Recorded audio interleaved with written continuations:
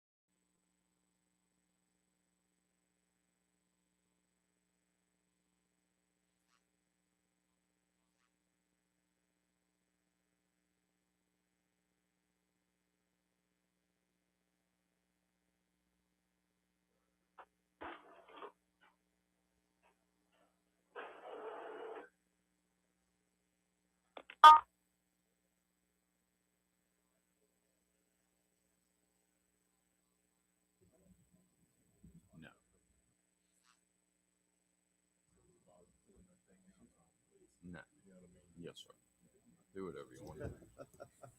So, I'm sure you've looked at this lawn real quick. yeah. I hate to say it, that's a pretty good place for one of those things. Yeah. I was expecting when he was telling me about it, I was thinking, man, it's going to be 24, 25K. 14, that's still a lot of money. But that's not bad. Commercial mode. Y'all ready down there? Yes, sir. Very good. I'd like to call the Board of Supervisors to order. As always, let's start with the Pledge of Allegiance and a moment of silence. I pledge allegiance to the flag of the United States of America, to the republic for which it stands, one nation, under God, indivisible, with liberty and justice for all.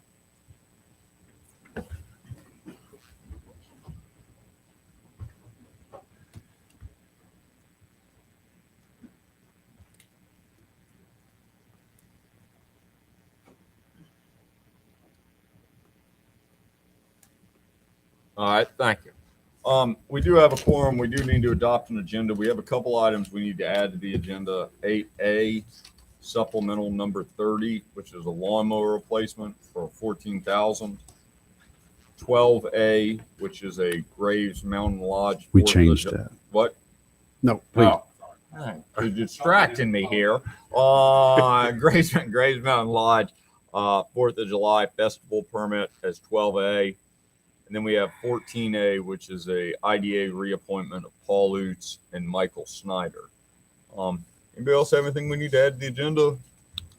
Mr. Chairman, you've got the correct recommendations for amendments. You will notice when you get to item 3, there will be a slight change, a decrease in the number that's listed at instead of 58,000. So when you pull that supplemental up, we'll be able to cover it. you don't mind just leaving it under a supplemental, we'll get a quick, or as a consent agenda item, and we'll just get a quick definition or correction and explanation. What do y'all want to do here? Fine. Mr. Chairman, I move to approve the agenda as amended. Second. Motion's made and seconded. Further discussion? Hearing none. All in favor signify by saying aye. Aye. Opposed, same sign. As always, let's start with public comment. Public comment. Yes, sir. If you'll identify yourself.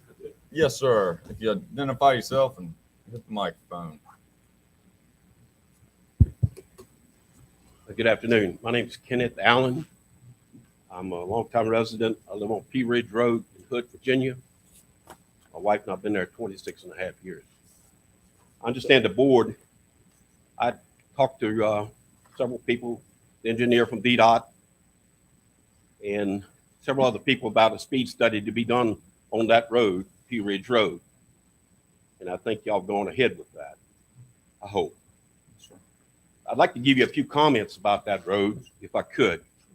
It's 1.2 miles long, and it dead ends and goes into Middle River Farm. There's approximately 16 houses on the road. When I came there was no postal service on the road, no trash pickup. Everybody orders online now, UPS, FedEx trucks, and the farm has grown very quickly. So that little country road has become to a situation where there's no posted speed. Almost all the time there's near accidents. And I requested a 25-mile-an-hour speed limit on that road. If you've not driven that road, I would beg you to do so. It is about 6 dead spots on the road in the mile. It has a 90-degree turn, and you can't navigate that road any other speed safer than 25. If you do, you're putting everybody at risk. I talked with VDOT, and they explained that most country roads, gravel roads, they would suggest a 35-mile-an-hour speed zone. And that's just not enough for that road. That's too much. I'd like to give you the reasons why. First of all, there's a lot of senior citizens on that road, myself included. It's a narrow road. You have to step into the road to get your mail. We've got senior citizens who like to walk that road. My next door neighbor keeps her grandkids in the afternoon so her daughter can work. My wife likes to walk the road. She's 71. There's other things that go on there. We have wildlife abundant, bears, deer. We have a lot of situations where that road just cannot justify any more speed than that. And I think I see Sheriff Weaver back there, and I'm sure he's been down that road.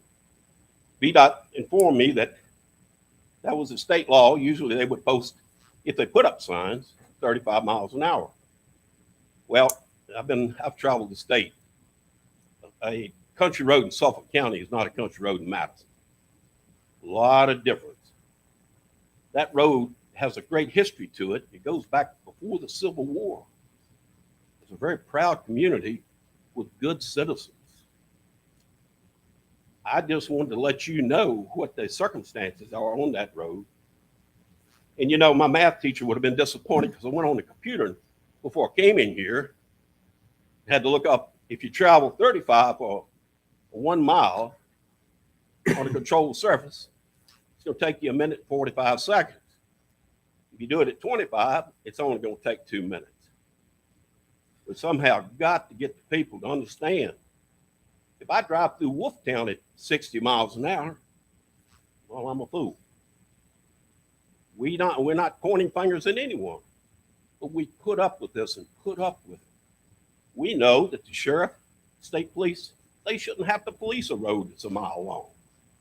But we've got to get some signage on that road to do the right, protect the citizens, the children. Our grandchildren will be here tomorrow for a month. Wildlife, dogs, cattle, whatever. We've just got to get it done. I thank the board. I thank everyone for listening. You're welcome in my home. If you want to ride that road with me, come on. We need something done. Thank you so much. Thank you. So, Mr. Allen, is that road tar and chipped now, or is it No, still it's, gravel? they started it last year and they're in the process of finishing it. I hope. Well, it's on the 6-year plan. Is it on 6-year plan? It is. Yes. If I may, Please. Mr. Chairman, Please. I've got an update. I might as well cover Pew Ridge Let's Road go. now. I know Absolutely. we've got it further on item 15. So there were 3 roads that you authorized me to give as speed study requests to Ms. Shepherd, who's the resident engineer. Pew Ridge Road was one of them. She provided some initial feedback. So as in regards to Pew Ridge Road, she stated this road is currently under construction as a rural rustic. Once complete, the road will be reviewed by our traffic engineering department and likely posted at 35 miles per hour. That was the feedback I got for the speed study. I know that using another one, for example, that you asked, that was a rule, but that's complete, which is different than that. That's The neighbors just cringe when somebody comes out that road fast. At 35 miles an hour, I disagree totally with the state. What? It's just not, What? it's too fast. I live on a low gravel road too, and I always just tell them that the mail lady needs to slow down. We've talked about 35 a bunch of times. Miss Shepherd comes in here pretty often. Why don't we see if we can talk to her and see what a slower speed limit or why they can or cannot do that. 35, I went in and talked to them, and 35 is on the gravel roads. I understand. But we really haven't gone down that path. We might as well ask her. We're trying to build a relationship with her. We'll see what we can do. I've talked to my neighbors. The road's in compliance. We're good taxpayers. We need some help. Yes, sir. Thank you for your time. I appreciate everything y'all done. Make sure you give Mr. Weekly or let him give you a card or something so we Okay. get you on the list and we'll be back in touch. Yes, very nice gentleman. Yes, Well, he's right there. He'll accept that. very good. Thank you so much. Very professional. But we'll be back in touch once Okay. we have this follow-up. Thank you so much. You're welcome. Most people don't say that. I didn't pay. All right. All right. All right. Other public comment. Yes, sir, Mr. McDowell. Thank you for listening to me. Y'all all very nice. My comments deal with the last item on your agenda today, but I wanted to make my comments now to give you some time to think about it. Now, the Madison County Rescue Squad was founded in 1963 to provide emergency ambulance transportation to Madison County. It was subsequently expanded to provide rescue operations, and in 1986, the squad was granted tax-exempt status under Section 503C of the Internal Revenue Code. Since its inception, the squad has operated as a volunteer organization and received its financial support through fundraising activities, including those wonderful Sunday lunches, private donations, and through public funding by Madison County taxpayers.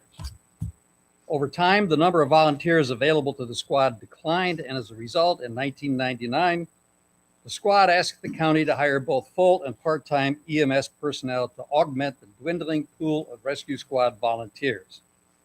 The county complied, creating MEMS, the Madison Emergency Medical Services. In 2000, the county entered into a memorandum of understanding that provided as follows, and I quote, "The county remains committed to the maintaining of a strong and viable volunteer rescue squad system that is supplemented by career rescue squad employees as needed. This agreement is intended to further enhance the partnership that exists between the county and its volunteer company by providing greater clarity to the role and responsibility of each party. This agreement is also intended to support our mission to provide the most efficient and cost-effective emergency medical services to the citizens of Madison County." I think that speaks very clearly to the county's intention. Over its lifespan, the squad provided a very valuable service to Madison County, but ultimately, like many other rescue squads in Virginia, it was unable to meet its intended purposes. It couldn't meet its chartered responsibilities. The squad met its demise, I believe it was 2021, when it was decertified by its medical director. I want to emphasize the squad was not shut down by the county, by the Board of Supervisors, or by Madison County Emergency Medical System. I realized that what happened was not the fault of either the county government or EMS. It was sadly just part of a larger statewide process that's occurred throughout Virginia where volunteer rescue squads faded into the past. Now, the county wants to negotiate the purchase of the squad's property. However, as a 503c organization, there are very specific rules that govern how its assets must be disposed of. Basically, the squad's assets must be given to, quote, a like organization, which can include other 503c entities, and it is the IRS's position that in governing the dissolving of 503c organizations, that their assets may be distributed to one or more exempt purposes within the meaning of that section of the code, or to the federal government or to a state or local government body. If the squad sells its property, it must distribute the proceeds in the same way. I am of the view that given the relationship between the squad and the county, the most logical and proper way for the squad to divest itself of its building and property is to give it to the county. If the squad is unwilling to do that, I do support the purchase of that property. But I would do so with a combination of sadness, disappointment, and anger that the squad will have turned its back on the people who have given so much to it over such a long period of time. Very sad, inappropriate, and unpleasant ending. Thank you. Thank you, Ms. McDowell. Other public comments? I'd like to say one thing. All right. Towles Road, Wow. where the new clam camp's gonna be, that intersects West Hoover and Hebron Valley. You really gotta think about this. We need a four-way stop at Towles and West Hoover. Those people, No, it's two. Hoover goes through. No Yeah. stop. they're gonna be coming from probably northern Virginia for the school. Not, like Graves Mill, whatever. So they're not gonna know you're going up a hill and then down a hill. They're not gonna stop and look both ways. And I think it's a dangerous situation. I mean, I drive it once a week, Culpeper and back. But the tourists aren't. And I just think it's a dangerous situation. And sooner or later, people are gonna be T-boned, die, whatever. So it's just something to think about. And the other thing is, I used to live on Route 666. Pew Ridge. And man, that is 25 miles an hour. This 35-mile-an-hour thing, that's it. I pulled up on some real bad crashes right where you're talking about. That is bad intersection. No, yeah. Oh yeah. And if you turn too quick or something, you can't see over that hill at all. Idea. See, Nick's wife's 5'2". Me. My wife's 5'2". Me. They're on like cushions when they drop. So they can't see. That's the deal.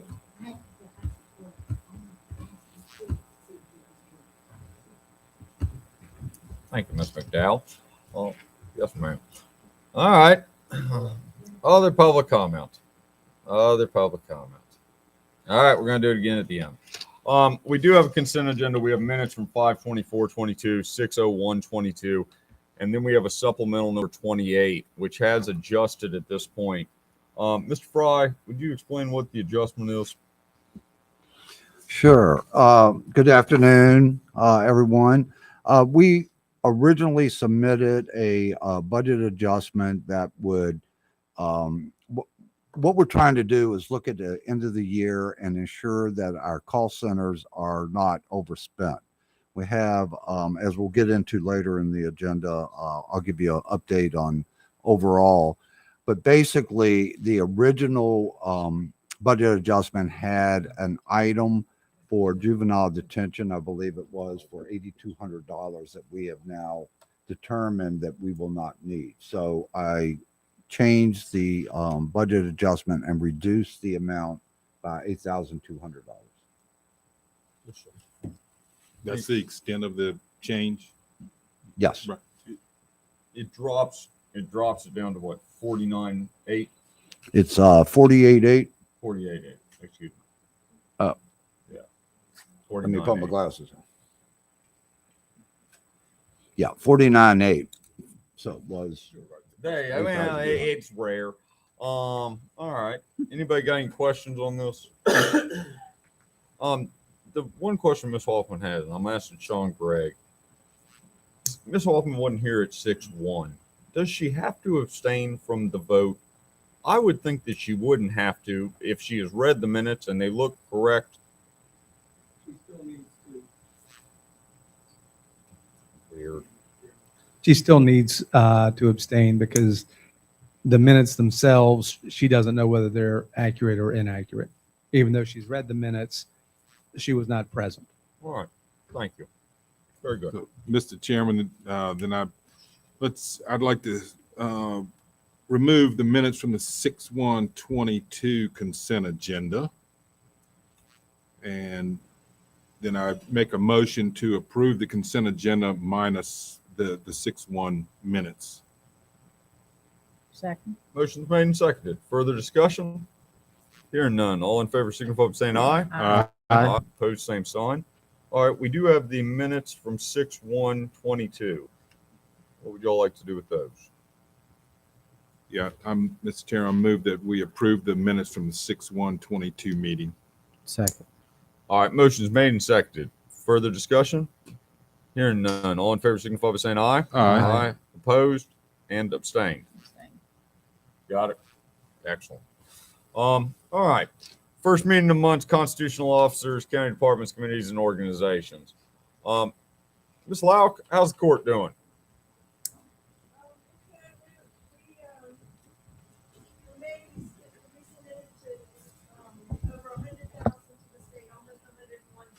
To the state and almost 45,000 to the county. We did about 207 deed instruments, and Liz has been real busy with probate too. For May, we had 3 jury trials days. It was 2 different cases. So between that and term day and motions day, we were pretty busy in May.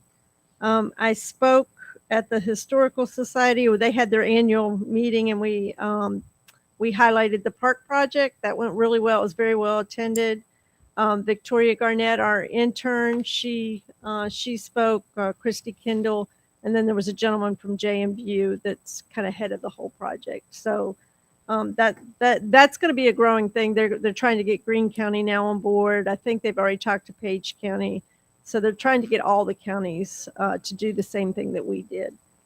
And I went to Harrisonburg for a clerks conference and went over all the legislative changes. And the good news is they did not change the jury fee. So that's not going to be a big thing in my budget this year, possibly next year though. We've added onto our secured remote access system. So now we've got several more books. We've added Brian's land assessment books. So that's been a big thing. And we also added the treasurer's portal so that people that are in my office can just get on the portal and they won't have to call Stephanie's office so much. So I think that's about it. That's in our office. Questions from Ms. Lauk? Thank you. Mooney? Facilities. Good afternoon. Well, it's grass mowing season, and we're busy just mowing grass and trying to keep up with stuff in the county. I have a meeting on Friday with the security company of coming to the War Memorial building to fix the cameras. They're all pink and stuff, so they're trying to fix them and get them working correctly again. Gov Deals, we have an auction that's going to be probably starting on Tuesday or Wednesday of next week for the items we're trying to get rid of for the county, which we have over 20 something items this year. we're gonna start pothole patching, especially in parking lots. We're starting to see a lot of potholes, and it's usually get a lot of potholes when the freezing and thawing out of the ground and the snow plow hitting them. So we need to hit those and address those now before it gets worse. Trying to go live with the security 414 and 410 within the next 2 weeks. Have a meeting with Clark Security. They're gonna train the people in the buildings of how to use the security, so we can go live with that. And last but not least, the share shed is back open. Well, hot dog. Awesome. That's great. All right. Anybody have any questions for Mooney? Thank you, Mooney. Jerry? We got a lot of events coming up for Parks and Rec. Friday night, we have the free movies in the park. Saturday night, we have music in the park with the Dundees and Hidden Acres food truck. July 8th, another free movies in the park. July 23rd, music in the park with Crawford and Power. They've been touring around the country, opening up the Travis Tritt. July 31st is the Hoover Ridge 20th anniversary. We'll have more to announce on that real soon. We'll hopefully have a special surprise we'll unveil that day. Summer camp is going really strong. We have around 40 kids a week while employing 8 to 10 counselors a week. Our summer camps are mostly full with only a few spots open. And we also have the following programs this summer. We're offering to the youth volleyball league, hot yoga, parent and me soccer, pre-K play day, soccer camps, build your own fairy garden. Waiting for Clay to say something funny on that. That's about right. Parent and me baseball, youth cheer camp, and volleyball advanced skills camp. On all those are for June and July. Is that right? All right. Questions for Jerry? Great. All right. Brian Garden. I hope you're doing as much as Jerry. Nobody does as much as Jerry. I know it. But I'm trying. Right now, we had several radio meetings last month, as we always do. Progress on that. Hoover Ridge, I think Alan's got some pictures to show you there. The foundation for the tower has been completed. As of last Friday, the foundation for the shelter, propane tank, and the generator have also been completed. Right now, we're working on getting utility lines in there before we bring in the gravel, cover everything up. Shelter still scheduled. First, second week of August. Supply chains are nuts right now, as everybody's fully aware. We're trying to get it in there on time, but we'll see where that takes us. Pretty impressive operation down there. The holes for those things are 57 feet deep, so it's a pretty impressive endeavor to get that done. Beautiful run. We're down there pouring the pad for the generator. We moved the old generator to the side so they could pour the new pad. That's completed. They're actually getting ready to run lines and antennas on that new tower for the system. Blakey's Ridge, we ran into a bit of a snag. We couldn't find a concrete truck that wants to go up that hill for pretty good reason. So we're looking at some options. We're either going to mix it on site or pour the pad off site and transport it in. So we're getting some options there. Hughes River, we got the CDs back this week. We're going to rebid with the contractor to see where we are on that. More to come on that. We're still trying to wait to see exactly where that thing is taking us. AFG grant submitted back in December. Still have had no determination on that one way or the other. I checked the SAM site last Monday, and nothing was on there one way or the other, which is pretty typical of the federal government. We never know when we're going to hear something. No news is no news. It's not good, bad, or indifferent at this point. We did put the radio order in this afternoon for our subscriber units. They're coming back. We are within budget on that with change order on subscriber units, which is a really good thing. Beyond that, Next Generation 911 is tied up. I submitted the last pieces of this grant reimbursement today, so we should be getting that back. I think it was roughly $15,000 was all was left on that. Key stats for last month: total calls handled 4,132, and calls for service 1,155. And that's all I have for now. All right. Who's sitting next to you? Oh, good point. This is Jennifer Shiflett. She's just been promoted to our shift supervisor and training coordinator. Excellent. Well, welcome. I tried to get her to speak, but she wouldn't do it. Yeah. Good. All right. Questions for Brian? All right. Noah? Good afternoon. So May was busy, 158 calls, 10 minutes was our average response time, continuing to assist our adjacent counties for mutual aid. Very, very excited. We've got Lieutenant Billy Ham, who's right here. Go ahead and raise your hand. And he's been selected to be the Division Chief of Operations and Emergency Management, which will start July 3rd. So we're excited to have him on board. We're remaining fully staffed, and we interviewed a part-time paramedic last week, and that went well. Standby events, busy. Tour de Madison, Graves Mountain Hare Scramble, Graves Music Festival, everything went well. There's a program called the Virginia Standards of Excellence. Cliff Notes version, there's only 8 agencies that have achieved the certification, so it's recognizing agencies that go above and beyond. Pretty in-depth, but we're going to go for it. A reminder to the board that our RSAF grant, I will have that announcement July 1st. So that's for our video laryngoscopes, IV pumps, and the mental health program, which was a new ad. So hopefully they can offset that. And then anybody that wants to learn CPR for the county departments, the AEDs, all but one, have been deployed with the sheriff's office. We're more than happy to. Did you deploy the last one? Never mind. They're all deployed. So anybody that wants to learn CPR, please reach out to us. Very excited. What kind of comment? Are you just teaching CPR like at a whim, or how are you doing this? At a whim, no. I've come in, teaching me CPR. I mean, yeah. So if you want certification, there's an online program you complete first, and then you come in for a hands-on skill session. We're also happy to do an overview. If you're not wanting to be certified, we can teach you in 10 seconds. Push hard and fast, center of the chest 2 inches. You got it down. That's how we do it. All right. So, a lot of moving things, but good things. Again, welcome, Billy. Happy to have you. Welcome. Congratulations. Your Virginia Standard of Excellence, how long of a process is this? It's going to be a couple weeks. There's different areas. I've got to get with Brian. He doesn't know it yet. There's a couple of things through dispatch, making sure we're going through things correctly.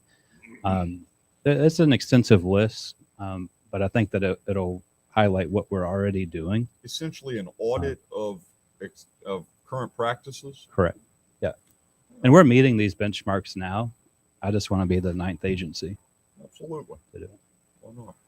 Very good. Thank you. Any questions for Noah? 10 minutes is pretty good too. It's hustling. Sheriff?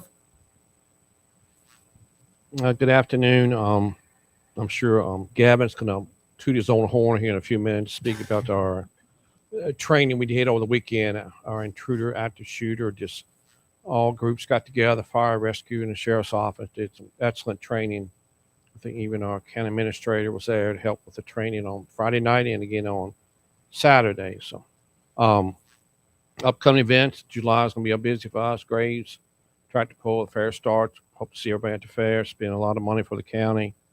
Our funding issue, I think Mr. Fry is aware. Last year we set funding aside. Our fuel budget's off the chart, and also our overtime's off the chart.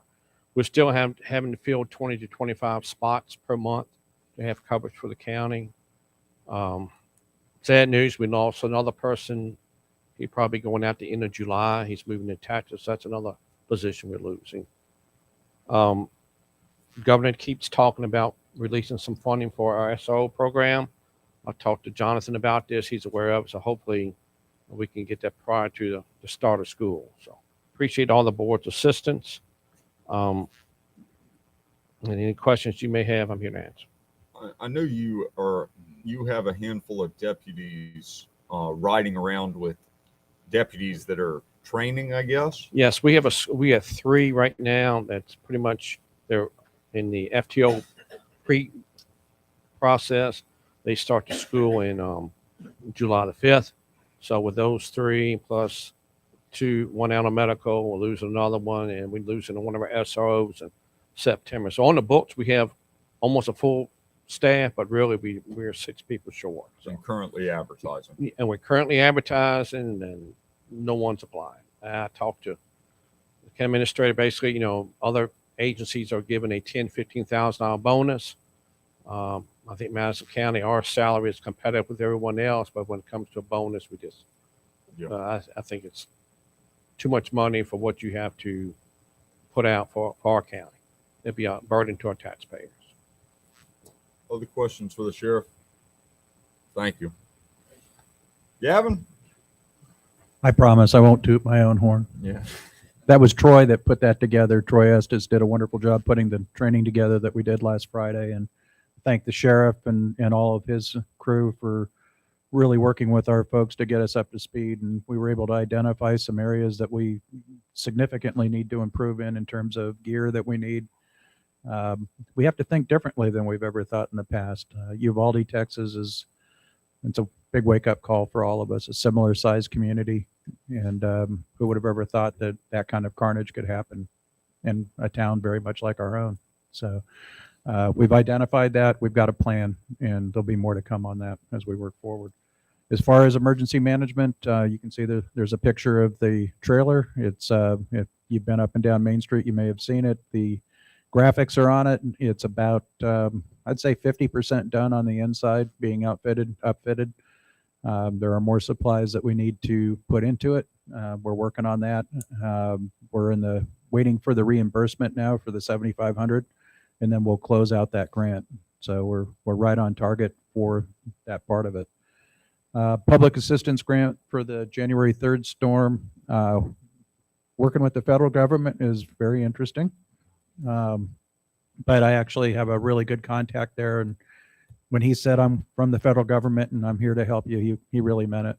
He's been extremely informative, and they're walking us through the process, and they've actually identified other areas where we might be able to get some more money towards that 75%. So reached out to a couple of the different agencies, and they're working on what they can find for us to identify those areas. The State Homeland Security grant, we're not going to go forward with that this year. It's just not something that we're in a position to do. The paging system upgrade came in quite a bit higher than what we thought, so we think that we can identify a different grant avenue to go for that would be more appropriate than this particular grant.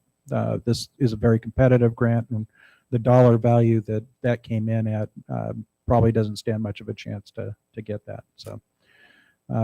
Noah already talked about the Hare Scramble and the Bluegrass Festival. They went very well. They were very successful. No serious injuries. Everybody was taken care of. So we have IAPs now for both of them that are ready to go. We can dust them off next year, and everything's planned. Doing the same thing for the 4th of July fireworks. We'll be ready to go for that as well. And last thing I had on mind is that we have published the LEPC calendar now and shared that. So everybody should be able to be on the same page. Anybody with the Madison County email that's on the LEPC can actually add things to that calendar to help us all kind of keep things informed.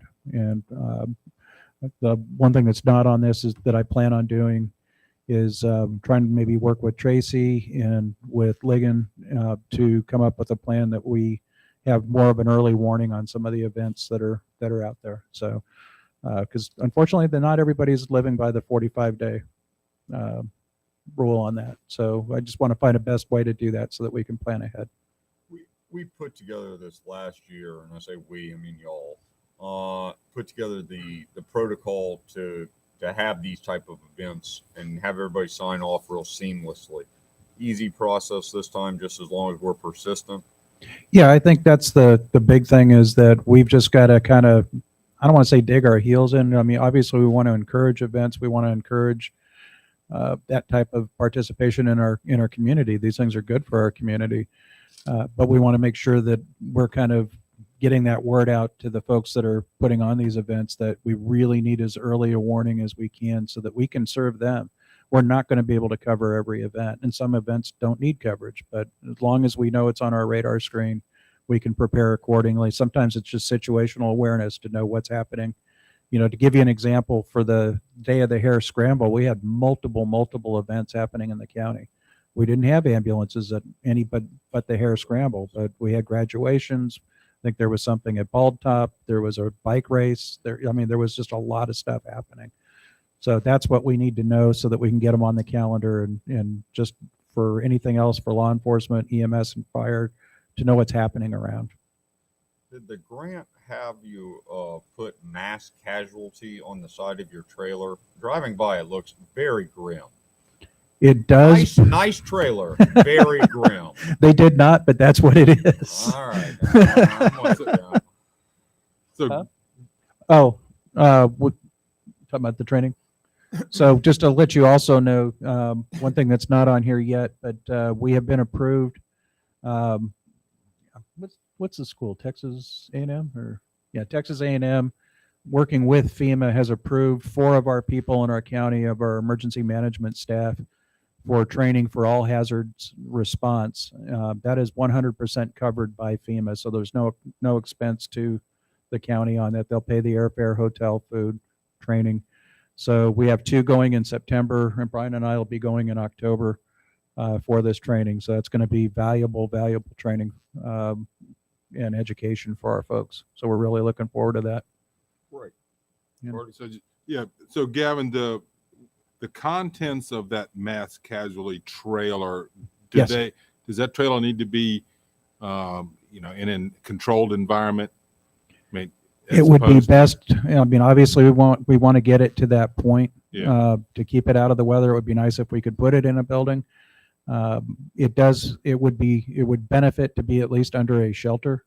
Those are. We're But not buying more sheds. yeah, well, Shantytown's looking really good. So no, there are other options, but there are not like drugs or medications, things like that are in there. So it's not as damaging to it. It's just more just being out in the elements. So. Any other questions from Gavin? All right. All right. Thank you. Thank you. Michelle? Good afternoon. Finance has just been working on closing fiscal year 22. I've reached out to all the department heads. Reports went out to all the department heads for them to review their budget. Continuing to work in Tyler, training with that. And then we've began the conversion over with Granite. Implementation is moving forward, and we're having weekly meetings on that. So that's about it. How's the Tyler training going?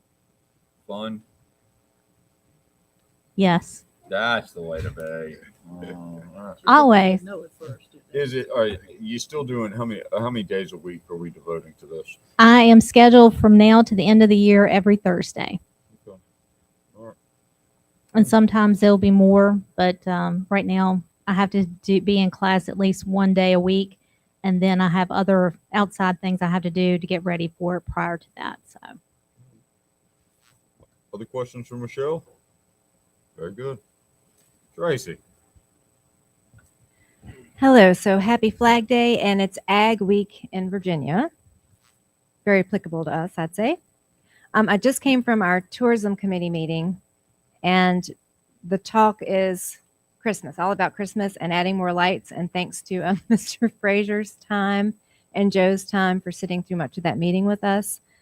We came out with a plan this year, mainly just focusing on just adding more lights here, adding more lights down the street on the poles themselves with the wreaths, Beasley Park. So we're going to work on budget, and the town will put in $1,000 towards that as well. And on that note, while we had her there, we thought maybe it'd be good, since Cheryl's willing, to be on the tourism committee, because we have one member that just hasn't gotten there at all last couple of years because he's gotten a job at Lowe's. So just want to put that out there as well. Not sure what we need to do for that. And then, so doing that, so the Mary Madison we did last year, the major shopping day for Saturday, December 3rd, we're spreading it out for the 2nd through the 4th for all weekend. So making it a bigger deal this year for the second year. That way, people that are staying in Madison, because we put that ad in the Washingtonian magazine, for those staying in Madison will get extra chances to win the grand prize. And we're going to do 2 prizes. So let's see. Last week, we did the ribbon cutting at Poise Unpolished, and we'll have one coming up at Rappahannock Real Estate, Blue Mountain Equine, and Unbound Body Therapies, who took over the dental office across from the deli. That's coming up next. Working on the parade and Taste the Mountains. There's a new Virginia 250 Revolution Committee that I'm going to be working with. Realtor Roundtable is tomorrow. Yesterday had great visitors from Rapidan Community Services Board, the Bridges program. Mr. Joshua Fry came in, Jacqueline's son, and exchanged business cards with their program. So they're very excited. They'll be getting, I guess, their new place sometime in Madison as well. So we're looking forward to that. And we're getting busier in the visitor center as well with walk-ins. So all things are looking up. Excellent. That's all I got. Jonathan, any way you can get Cheryl to fill out one of those applications, or somebody could fill it out and let her sign it or something like that? We've added to our list when we're reviewing committee assignments, so we'll reach out to Ms. Yao. Good. All right. Ligon. Yes, just a preview of July's public hearings, which will be July 6th, Wednesday, our joint meeting. Madison Land Holdings will have a rezoning for a 2-acre parcel on Fishback Road that adjoins you might remember the 39 acres parcel that we rezoned at the beginning of the year. Actually, a couple weeks ago, Supervisor Jewett and I met with some citizens on Fishback Road to kind of give them an update of what's going on. And about 20 people come, I think, and I thought they fed us and had a barbecue. It was really nice, so I like doing that. So everyone was just kind of interested what's going on and what's possibilities. A lot of folks coming and going to work, unless they don't have a chance to, catch the news or something, they don't totally always know what's going on. So that was a good meeting, I thought. So we have that one rezoning. We have a garage, another garage permit in Rochelle, south on 29. We are becoming the unofficial garage headquarters of Virginia. It seems like. So another garage hearing, and we'll also have Woodbury Forest School with their multi-purpose building. Issue. Also, we'll probably have a pretty busy summer. It looks like we have another event venue that's inquiring. Of course, we have the Criglerville School that Jonathan will talk about. The solar is probably at some point, maybe in August or September, want to come back with a proposal. They're still waiting on REC, but they think they're near a deal where they could at least move forward, make the proposal. And then it looks as if on Fort Shop Road, the glamping site that we've talked about, they are looking to acquire more acreage, and they are seeking to move forward with potentially a September public hearing. So just kind of keep all those on your radar. Other than that, that's all that's going on. Question for Ligon. Thank you, Ligon. Hey, Ligon, so, I get all the packages for the planning commission workshop. Do y'all get them to? Okay. Yeah, I copy everybody on that. So Okay. if you want to take a look at it, you can. It is up there. So sure. Good. Yep. Good. Very good. All right. I think we've covered everybody. All right.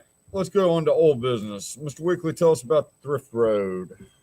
Or no, excuse me. John Gregg, tell us about Thrift Road and the property update. Thank you, Mr. Chairman. I believe that we are back on track. Mr. Bennett has returned from his trip out of the country. He has reviewed and has given us additional language pertaining to the easement. Just a little bit of background. There was some question as to whether that road at Thrift Road, whether the property actually adjoins it. And there's some question. There's a sliver of real estate, probably the size of about 10 feet by 10 feet, where there's some question. The solution we've come up with is having all three adjoining landowners sign off on basically a document where everyone quit claims to the other the right to use the road. I have sent it to the American Legion Post's judge advocate, Colt Purrier. He's been representing the Post for a number of years. They will be reviewing and taking it up. The neighbor, my understanding, does not have any issues. Once we get those issues resolved, we will be able to proceed to closing. What kind of timeline do you think we're really talking about, Sean? Optimistically, 3 weeks. I don't know when the That's a lot. business meeting is for the American Legion Post. That's kind of the remaining loose end. And as a practical matter, this property, because some of you may be wondering why it hasn't come up before, I think it's because no one considered it. When the school system owned the property, it didn't come up. When the county acquired it from the school system, because it was a transfer without any funds, so to speak, there was no reason for it to come up. And, those are the reasons that it's kind of flown under the radar. So a month or two until we can close on this. I believe that's true. And hopefully we can do it a little sooner. I know everyone is motivated to get this done. Yep. It's good. It'll be good for Madison. All right. Jonathan, tell us about the Krugersville property update. Yes, sir. And actually some news from the day. So Mr. Shapiro's counsel has been in contact with our counsel, Mr. Gregg. They've actually forwarded over the agreement today with signatures. So the board did authorize the chairman of the board. So now that we have it in possession, Mr. Jackson, we will just catch you for your signature, and that will be a fully executed contract. The contract then it kicks in. There's certain thresholds of days. There's like a 90-day review period where they have some due diligence on some environmental and things like that. There's 60 days for rezoning, and then there's 31 days, I believe, from that point to closing. Mr. Shapiro has forged ahead. He was at our last development committee meeting. His attorneys were on the phone. It's always nice when you have a potential developer or repurposed property where they have their architect or engineer or attorneys. He's already submitted flood certificates to FEMA to see if there could be some reconsideration of the floodplain and elevations. There's a lot of things that he's forged ahead on. One is attorneys want to know best way forward on how to rezone. Ligon has provided some guidance on that. He believes M1, and I know M1 is industrial, kind of sticks out, but there's a article within M1 that talks about mixed use buildings. So when you get a chance to go through your ordinances, you'll see that some of the uses that Felix proposed falls in line with mixed use. So that's mixed use buildings on one parcel. And I think restaurant was in there, event venue. So a lot of the things he talked about. So we believe he will come forward in either July or August at the latest for rezoning. So anxious to see that. We have hired David Lewis to complete the surveying for the portion of property that the county is maintaining. So you all may be aware, for just to reiterate for the general public, that parcel was a little over 5.8 acres combined of the large field behind the former school, the school building. There was the voting precinct and the cottage, which is now the Mountain Museum. And there was actually about an acre of property across the road at the Robinson, at the river there. So the county has desired to maintain the portion that the Historical Society leases from us for the Mountain Museum. So that's the portion we are having surveyed. So the county will retain ownership of that or maintain ownership of that, and the rest of the buildings and property will convey with that sale. So that is the current update for Krugersville School. Questions on that one? So are we carving that out? I mean, we're going to subdivide it. We're having it surveyed, so that'll be a part, I'm sure, with the rezoning process. But we needed it surveyed for multitude of reasons, but specifically to, making sure we have deed of easement and things that give us access. And that was a mutually agreed upon thing. Staff and Felix, and we even invited Max out from the Historical Society. We talked about that egress, and this is what we're thinking, and everyone was in agreement. So there was no surprises. Now it's just getting the actual survey completed. Whether Felix chooses to use David Lewis or not, that's up to him. We certainly made him aware of that. We have hired a surveyor, and he will be out there in the next 2 weeks to complete that task. Questions on this one? All right, let's move on. Appointment of the emergency service coordinator. So that was old business. I didn't do an official board report on that, but I believe it was late November of last year. You all appointed Gavin Helm as the emergency coordinator, but you did it as the interim emergency management coordinator role with the understanding we would come back and review it in 6 months. And I'm just here to report that I recommend removing the interim title and naming Gavin the full emergency management coordinator. He's done a really excellent job. Certainly, I don't know if he predicted the January storm. That was one of his first things amongst still managing some COVID activity as we went out of 2021. He coordinates well with the other departments, which was a very, I know, important factor for the board, but definitely for me, because I would be the first point of contact. Has he not been coordinating well? But I think he goes the extra mile, and he's really looking at other opportunities. You heard him talk about grants here tonight. He knows the first thing I always ask is, how much does it cost? I'm not sure about this. So it's raising awareness of some other things that this position could be doing. Training is a big component of it, planning. So I'm here recommending that the board appoint him as the full-time emergency management coordinator and removing the interim title. Jerry, you think this is a good idea? Yeah. Yeah, see, there you go. Jerry's in favor. All right. Yeah, me laugh. What do y'all want to do here?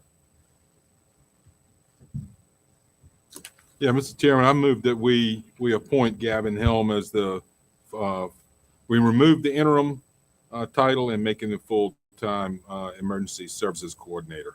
Second. Motion's made and seconded. Further discussion? Hearing none. All in favor, signify by saying aye. Aye. Opposed, same sign. Thank you very much, Gavin. All right. New business. Let's do the three-party VATI agreement. Mr. Weekly? Thank you, Mr. Chairman. And I also want to introduce, I had to write down the name. I asked David Blunt, so I got it correctly. With us tonight from the Thomas Jefferson Planning District Commission, we have Miss Lori Allshouse. Did I say that correctly? She is the VATI program director.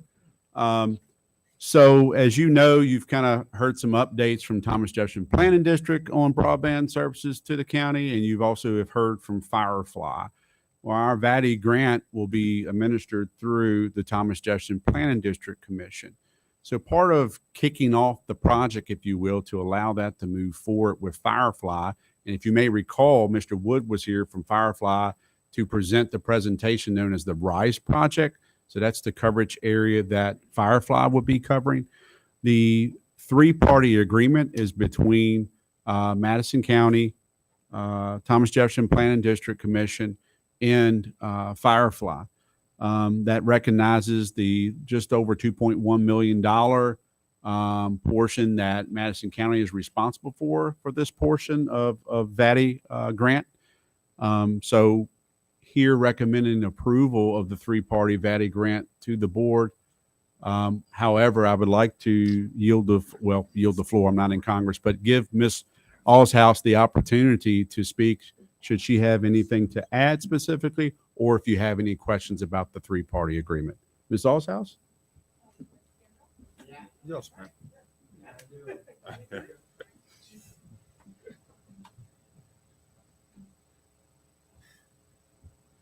Yeah, we like that. That's very good. It's very good. Ms. Allshouse, please. Yes, thank you very much, Chairman and members of the board and those here from Madison County. I just want to say you have a beautiful county. I love coming here. I love driving through Madison County. I always smile when I see the mountains, and I know I'm in Madison. So thank you so much for participating in this agreement with us. I'm with Thomas Jefferson Planning District Commission. I'm the director of the VATI program. I've been hired just to do this program. The exciting thing about it is that we have such a great partnership with utilities and with Firefly. We have a very good partner, and we're very excited to partner with counties like you. And this action today would allow you to go into contract. It's a three-party contract with us, Firefly, and yourself. And it is required by the state before the state releases the VATI grant. So we're going to all counties and asking you to participate in the three-party agreement so that we can move forward with getting the funding from the state. Thank you very much. questions, Miss All's house? The mountains are beautiful until we're trying to get a signal from one side of the mountain There to you the go. other. That's why we're here. Yeah. All right. Other questions, comments? Mr. Weekly, you recommend that we approve this? Yes, sir, Mr. Chairman. As you recall, it allows monies to flow in from the state. Now, Madison County has about 2.1 million obligation here, but this overall project or award was $25 million. So this is a critical piece to begin the broadband deployment in Madison County finally. What's the pleasure of the board? Yeah, Mr. Chairman, I move that we approve the three-party VADI agreement between Madison County, Firefly, Thomas Jefferson Planning District Commission, and we authorize Jonathan Weekly to sign said agreement.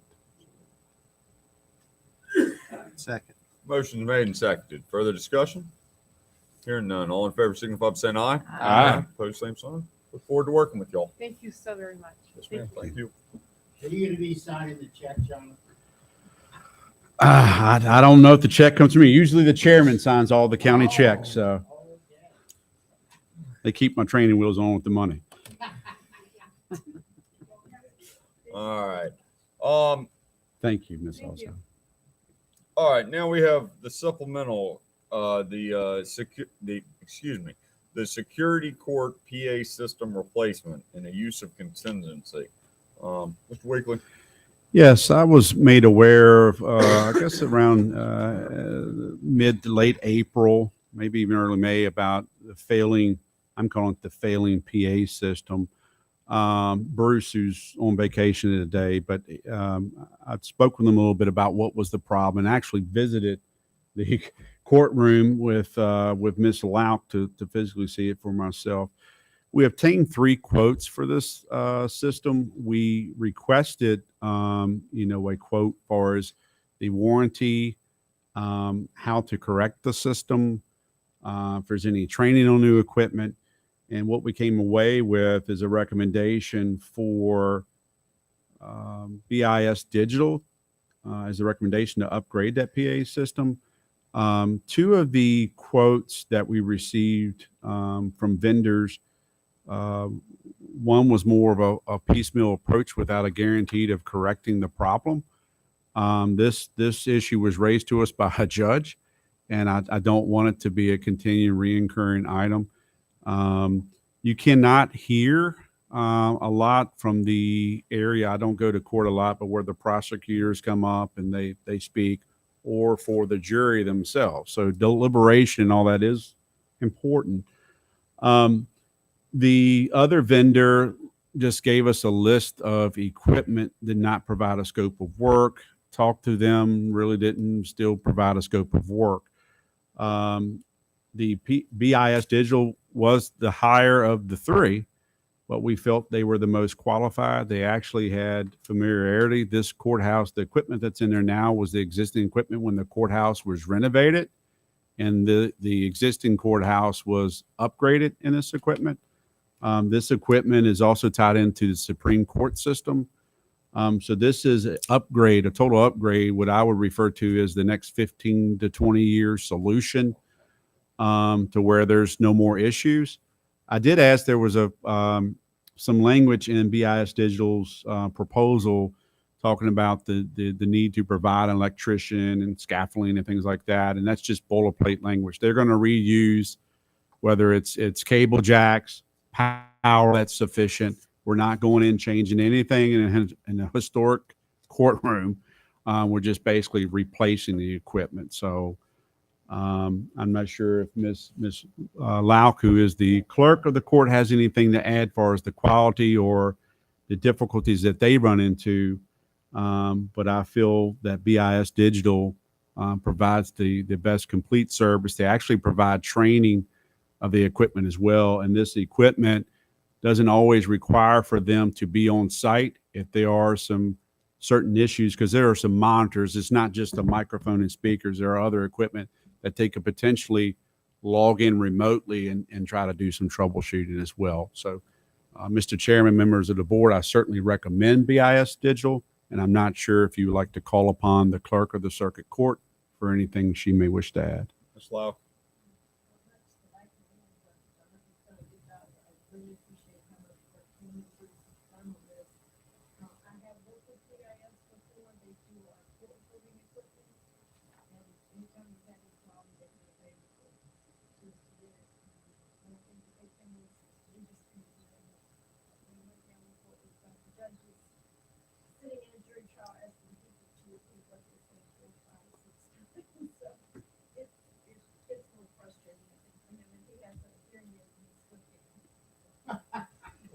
What's the timeline on this replacement? So they have majority of the equipment in stock. They said there was a couple items upon signature would be within 30 days. So most likely looking at it's June 14th. If you approve here tonight, this would take place sometime in July. At least that's what we're pushing them for. I listed in here, I gave a estimated completion of 45 to 60 days. But we're going to try to push them for 30. That's the way to be. And Mr. Chairman, just to add, this is a use of contingency fund. Yes, sir. Questions on this? Basically anybody? All right, what do y'all want to do? Mr. Chairman, I move that we approve supplemental appropriation number 29 for the circuit court PA system replacement. Second. Motion's made and seconded. Further discussion? Hearing none, all in favor, signify by saying aye. Aye. Opposed, same sign. All right. Supplemental number 30, lawnmower replacement. Jonathan? Oh, he might not get this lawnmower. I thought he stayed. Okay. Spoke to Mr. Frazier. Actually, I believe this item came up around lunchtime yesterday. We have one mower, one mower, but it's a zero turn for the county to mow everything from Crickersville to you name it, whatever property you own. That equipment is roughly 12 to 13 years old. Very good piece of Exmark equipment, but the motor has it's now shot. So the question becomes, okay, do you look to repair or replace the motor? What's the timeline to do that versus buying new? The motor replacement is roughly around $3,000, and we're unsure if we can get that in the next 3 months. Looking at the age of the mower that we have, I do think we've gotten the years of service out of it. We are in the middle of mowing season. I would recommend a purchase of a new mower. Bobby and I have had some discussions of how you do that because I hate these last minute things and how we cover it. He can talk about that here in a moment. It is a favorable way to fund this. But instead of waiting for a new motor to come in, I think it's just time to upgrade. Parks and Rec, I believe, have another mower in operation now. Before this meeting, I was just under the impression they had one mower up and going. They had some repairs done themselves. So again, we're asking, or I'm recommending, replacement of the existing mower. It's a little over 13,000, close to 14. So that's why the request says 14,000. We just round up.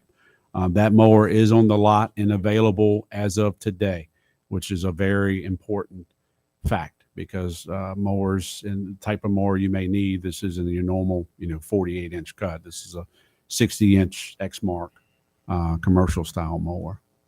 Bobby, would you like to speak of how we're looking to fund this, please? Sure. As part of my review, which we'll be talking about next, we were looking at the revenues as compared to what was budgeted for FY22. And of course, as you know, I think we probably have reported this in the past. We budgeted for a new cigarette tax, and it's actually only 6 months of that tax. Is it 6 months or 4? We probably only received 4. We probably only received 4. They're about 2 months lagging. So this new tax started effectively January of this calendar year. So in any event, we had budgeted, I believe, around $8,000 or $9,000 for the cigarette tax. But in reviewing that, we realized we're probably going to get more like $90,000. So what I recommend is that we increase the budget and pay for the mower through the operating fund, the general fund, by increasing the, if you will, estimated revenue of the cigarette tax for the same amount, $14,000. The funds are there, and I'm going to give a report here in a second, and there's lots of funds that's available. Well, first we covered some logging equipment. Now we're buying a lawnmower. All right. Questions on these two items or this item? What do you all want to do on a lawnmower? Mr. Chairman, I move to approve supplemental 30 for lawnmower replacement. Second. Motion's made and seconded. Further discussion? Hearing none. All in favor signify by saying aye. Aye. Opposed, same sign. We're gonna give the old mower to Jerry. Yeah, Jared, you looking for? Oh yeah. Tell Mooney to drop it off over there. We'll add it to the pile. All right. Mr. Fry is going to give us a financial update. Mr. Fry. Yes, Mr. Chairman and members of the board and Madison citizens, this is kind of just a very brief update. But what we're trying to do is always pay attention to how we're going to end June 30th, which is our fiscal year. So the schedule that you see up your screen, and I think I handed out to the board, basically shows the budget, the actual year to date as of June 10th, which was last week. And then I projected in the column under projected actuals, and I try to see how much revenue I thought we would have and how much of our expenditures we thought we would actually spend by June 30th. So I just wanted to go through this real briefly and point out a couple of things. And again, these are just projections, so I can give you some of my theories or the way that I went about this. But basically on revenue, I kind of went line by line and I looked at the budget and I looked at the actuals that had already taken place. And in most cases, I picked up the actual amount that we have already received as of June 10th, if it exceeded the budget. If it didn't exceed the budget, then I try to project how much more I thought was coming in these last few days. I did not touch real estate taxes, meaning we have a budget of $12,650,000. I left that alone, even though I think it's possible that also will come in higher than our budget. On expenditures, I basically know that all payroll was in except for one pay. So we have 11 and a half months worth of payroll already expended, and we have one more or 1/2 of a month of payroll to go. So I basically took the actual values and divided by 11 and a half, multiplied by 12 for all payroll and benefit related items.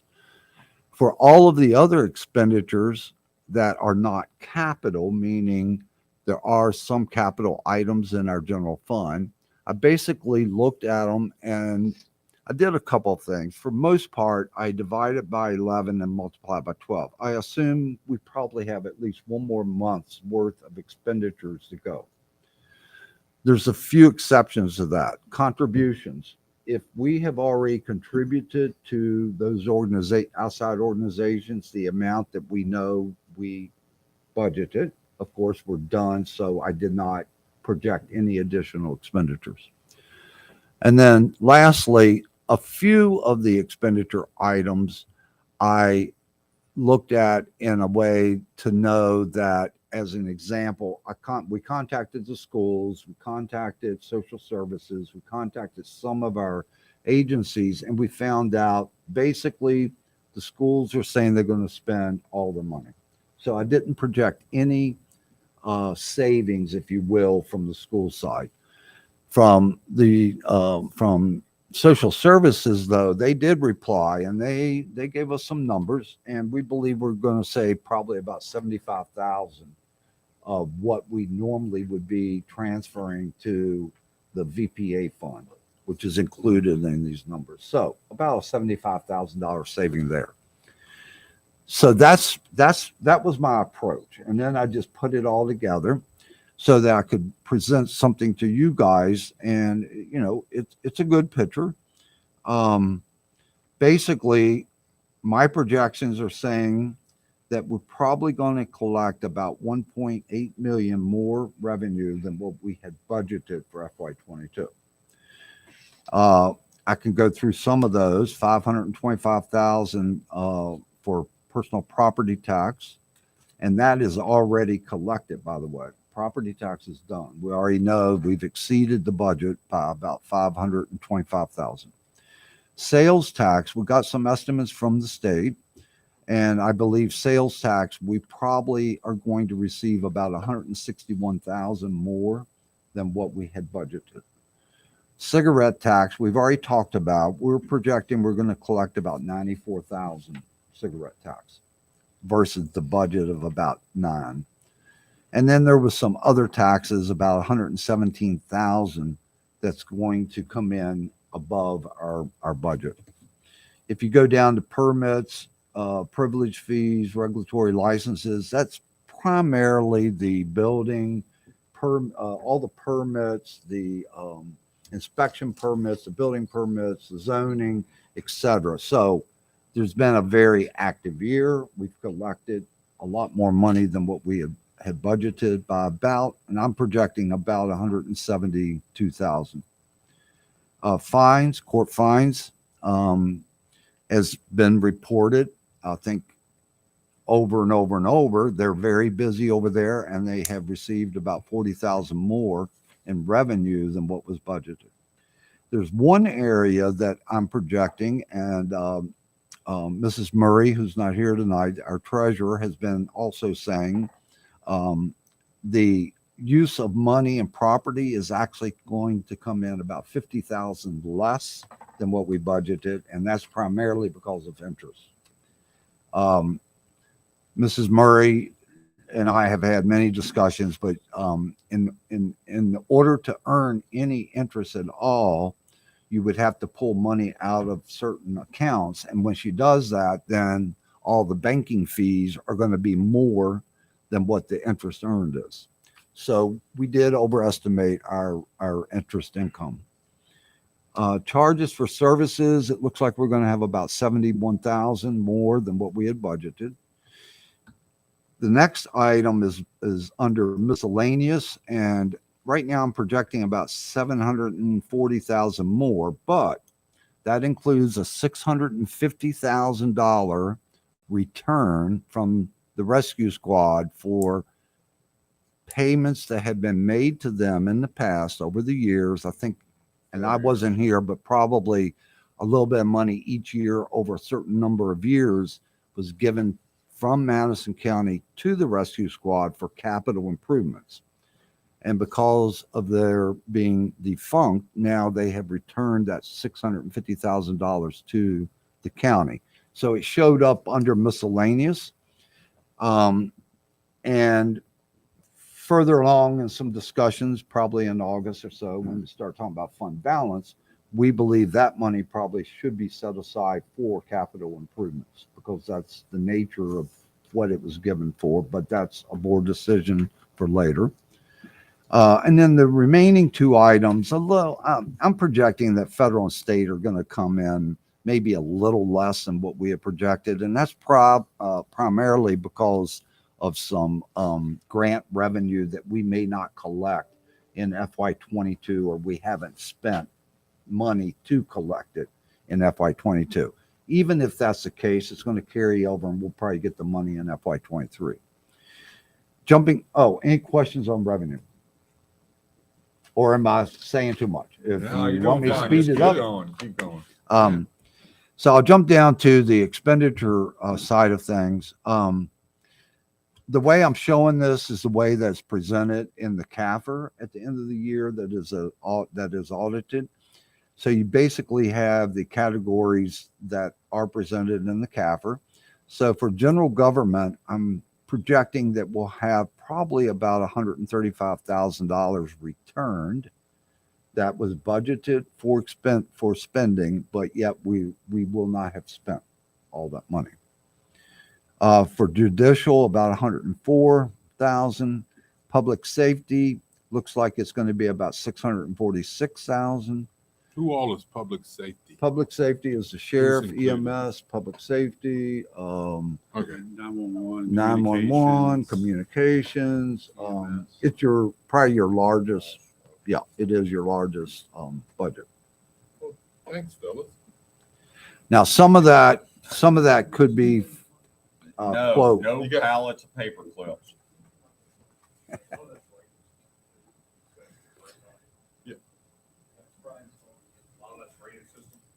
Pardon me? He's asking if the reason why we have monies is. No, this does not include any capital. Your radio system's in the capital budget and Fund 36, which is a capital improvement. Maybe we should have redacted that line item. Great. Agreed. It would have put us in a better financial position. Keep going. The rest of these items are kind of small, but you can read for yourself. So the grand total on the expenditure side, I believe, is going to be around $1 million, $1.2 million that we can return back. Now, this is not atypical for Madison. When we went through the budget for FY23 and looked at history, it's pretty common that you guys are turning back in that much money. And if you look at the percentage, we're spending about 95% of what we budget. And I think that's historically true. So this is probably not any different than prior years. It may mean that we need to budget better in the future. But I don't want you to think that there's something wrong or that people aren't doing, using their resources the way that they should. I think everybody's being very prudent. And I think people, they're just not going to spend money unless they need to. They're not going to go out at the last minute and waste their budget and just start buying things. And I think that's a compliment for all the departments. I really do.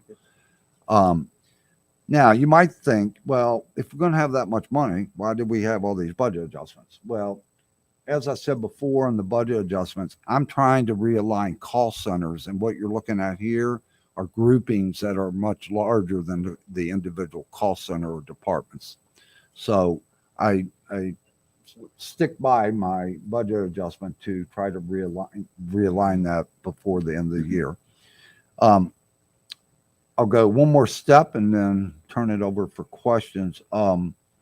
So in total, oh, by the way, the transfers out also are going to be about 1.2 million less than what we budgeted. But in this case, it is because of capital, and it is because of not only the public safety side, the public radio, but all of the capital projects.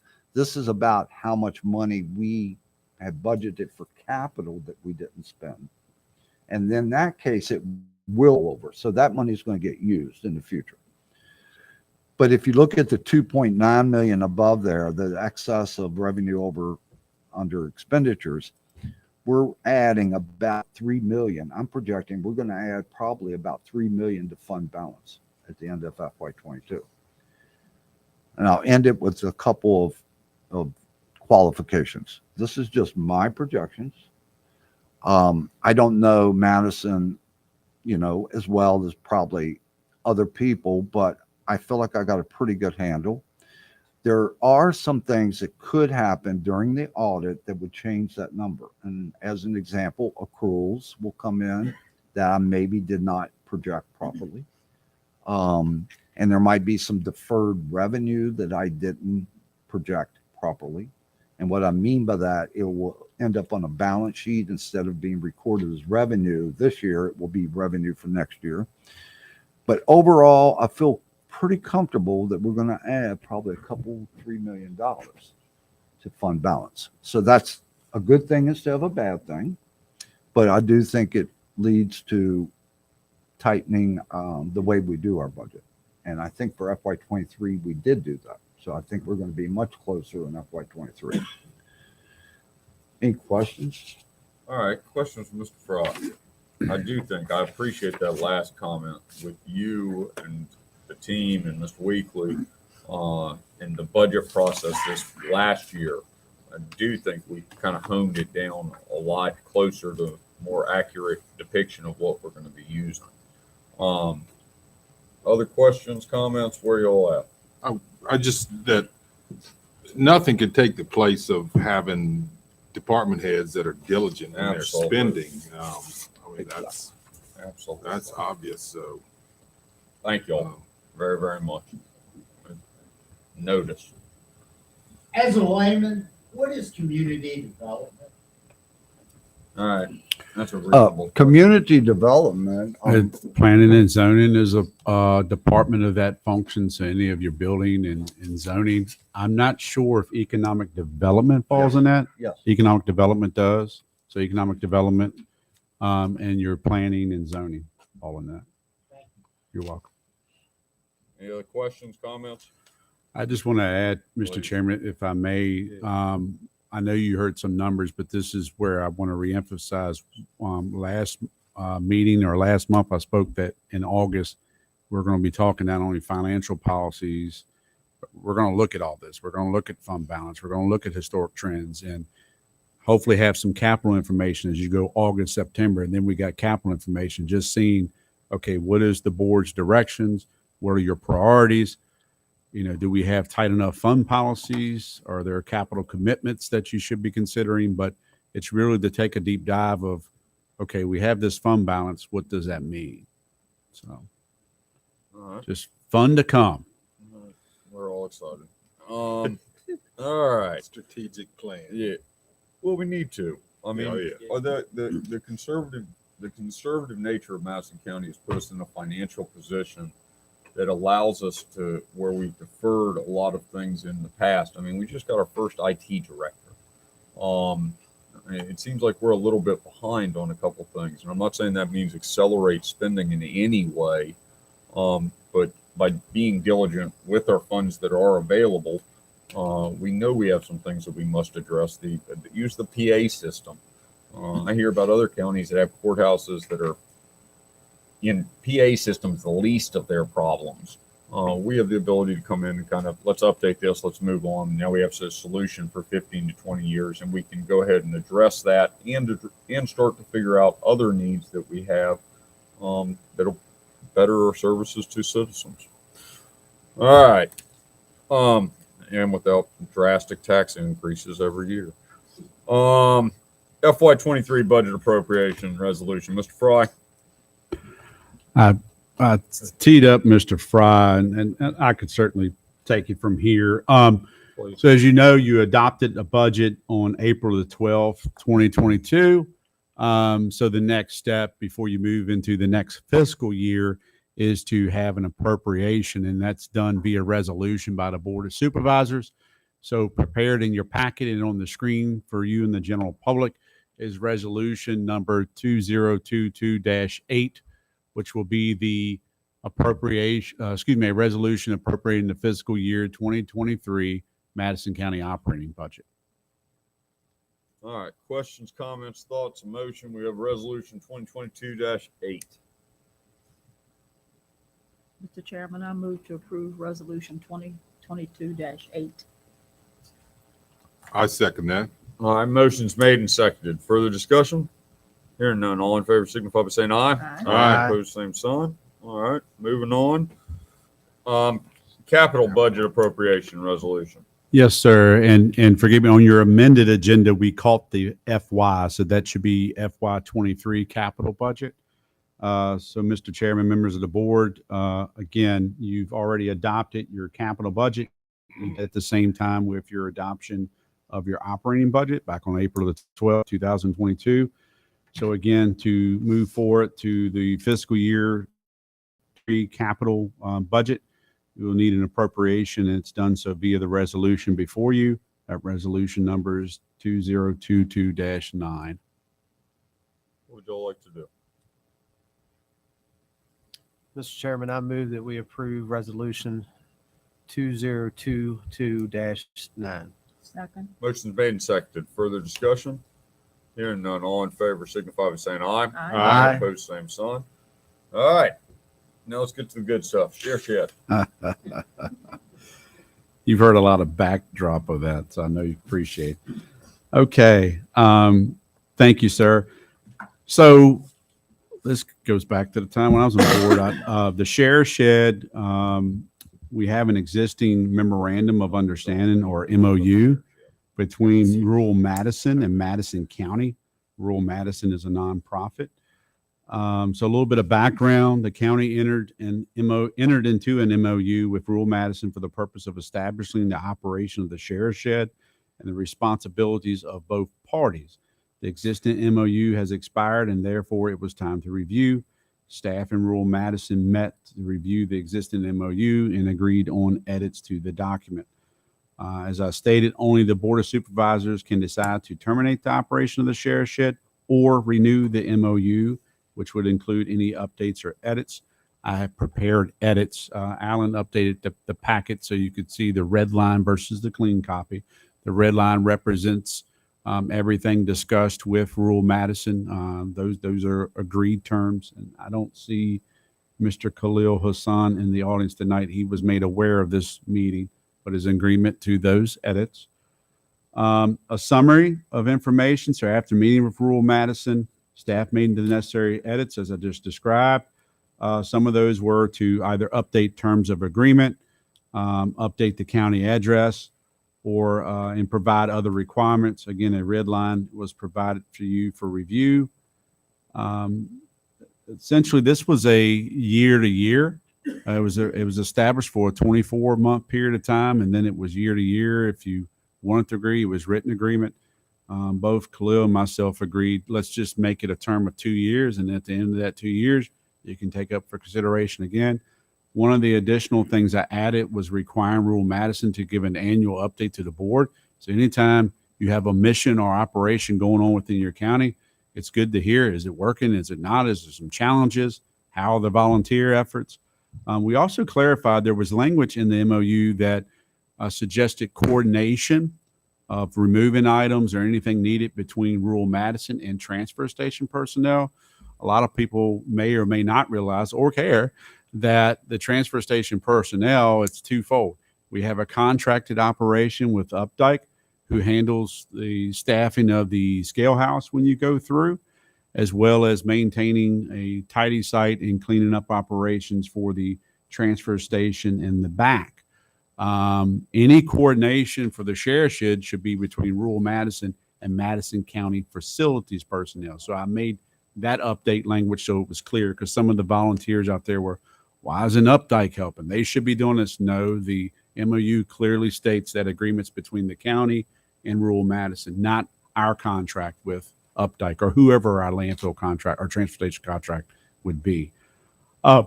So we had that update, sir, or members of the board, excuse me, before you here tonight. My recommendation is for the board to approve the updated share shed MOU as presented and authorize the county administrator to execute the MOU.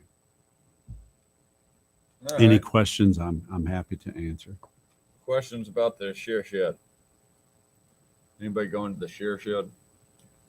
I was there the other day, but I had to go around it to make the turn in my new truck. I couldn't- That's a problem for you. It took me 40 acres to Did it look orderly? Yeah, it looked good. All right. Yep. Well, there you go. And I've seen some folks at the bank that were headed to the share shed. Oh, the share shed's open again. We're headed to the share shed. I went, I'm right behind you. There you go. People are excited about the share shed. Indeed. All right. What do y'all want to do on the MOU with the rural Madison and the share shed? Mr. Chairman, I move to approve the updated share shed MOU as presented and authorize the county administrator to execute the MOU. Second. Motion made and seconded. Further discussion? Hearing none. All in favor signify by saying aye. Aye. Opposed, same sign. Thank you. All right. Grays Mountain Lodge 4th of July Festival permit. Thank you, Mr. Chairman. This was a last minute add. We have received the 4th of July festival permit from Grays Mountain Lodge, and forgive me if I don't know if they're going by Grays Mountain Farm, but Grays Mountain Lodge, their 4th of July festival. I've already circulated that to Mr. Helm, who's already reviewed. So you asked earlier about the transition or the process.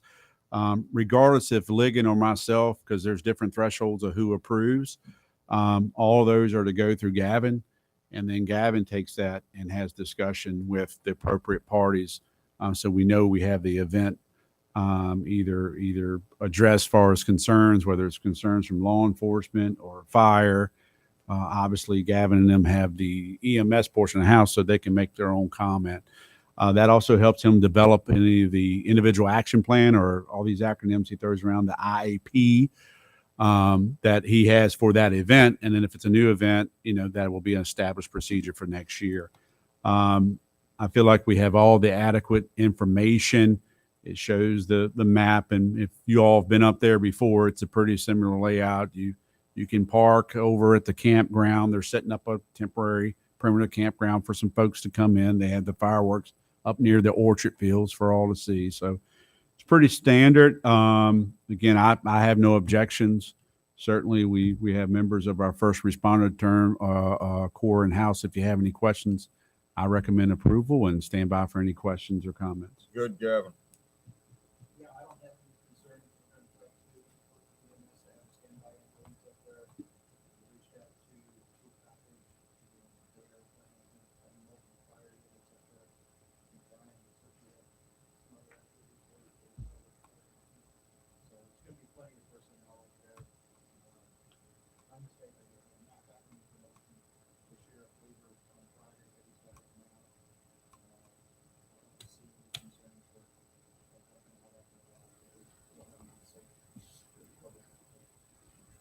I don't know. I think it's worth mentioning. You said it earlier. Is that all these permits and applications, you're just filing them away, and then when they reoccur the next year, it's not reinventing the wheel.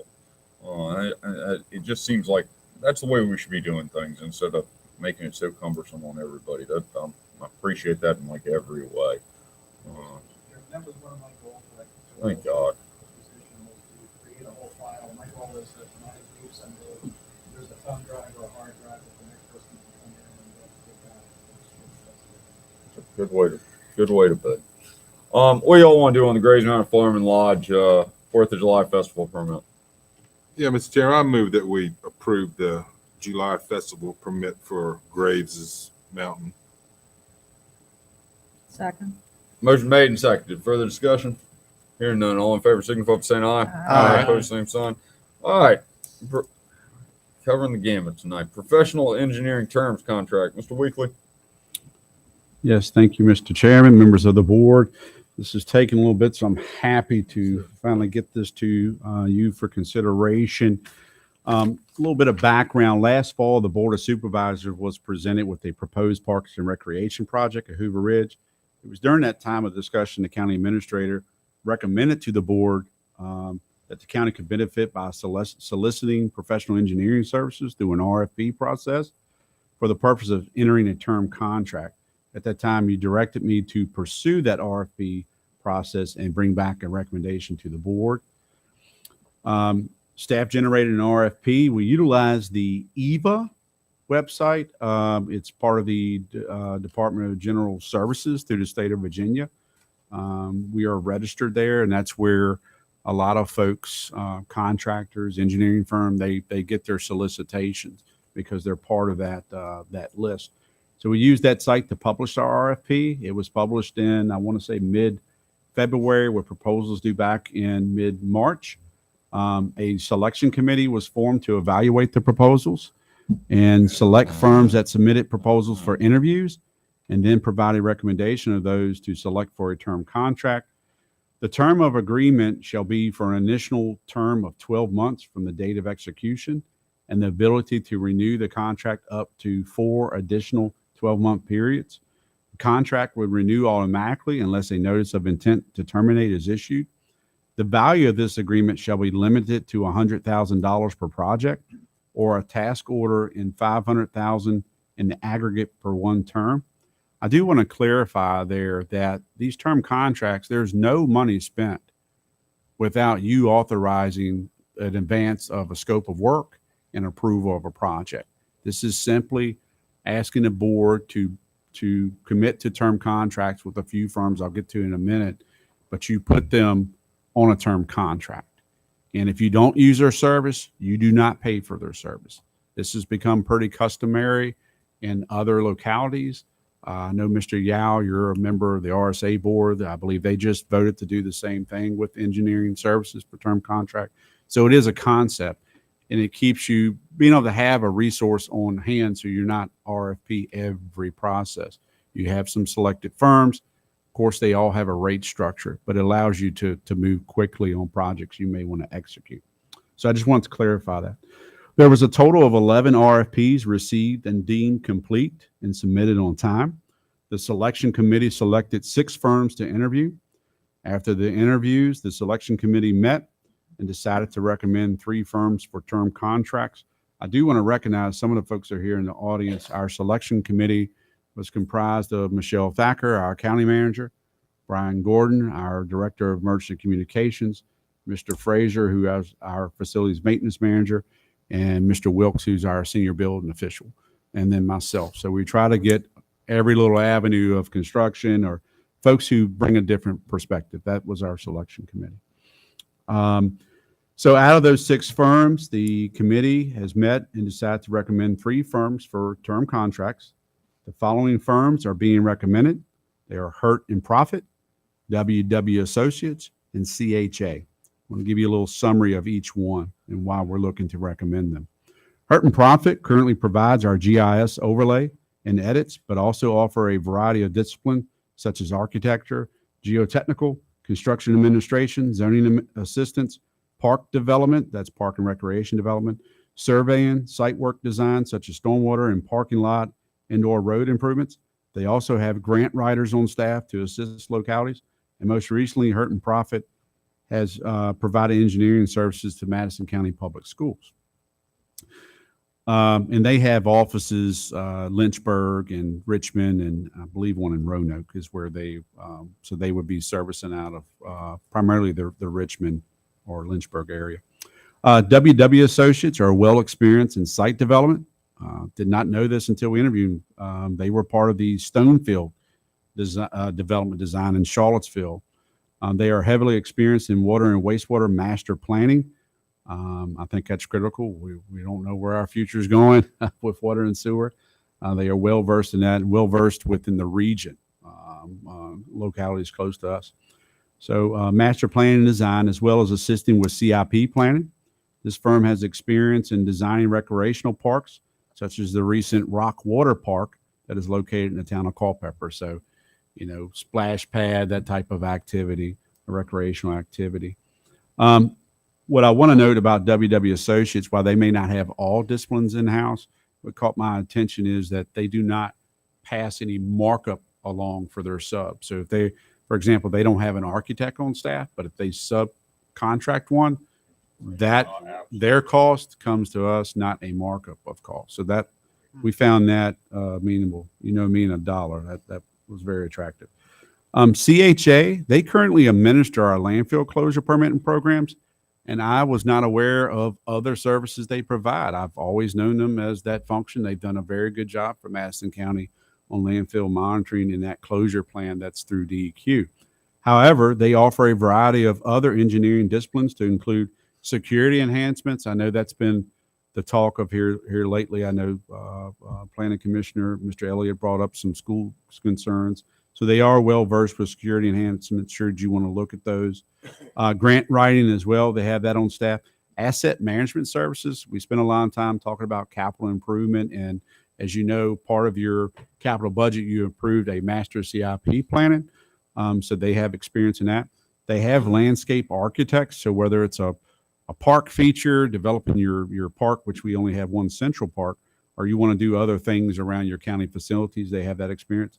And they do have planners on staff. So if you ever need to have any backfilling or additional help with your comprehensive plan and things like that, this staff is versed in that area as well. So with that summary of each of the firms, I just want to identify why we're recommending those. So again, my recommended action would be the board consider authorizing me to execute the term contracts for professional engineering services with the following engineering firms: Hurt and Profit, WW Associates, and CHA. And I'm happy to answer any questions the board may have. Question from Mr. Weekly on this action. And Chris Artelli's been coming to Parks and Rec meetings my first, and he real wanted to get this, and he's raising money for this hockey rink out there. He's been asking about it, and first thing I asked Mr. Weekly is, have you been in touch with? Oh, I already emailed him.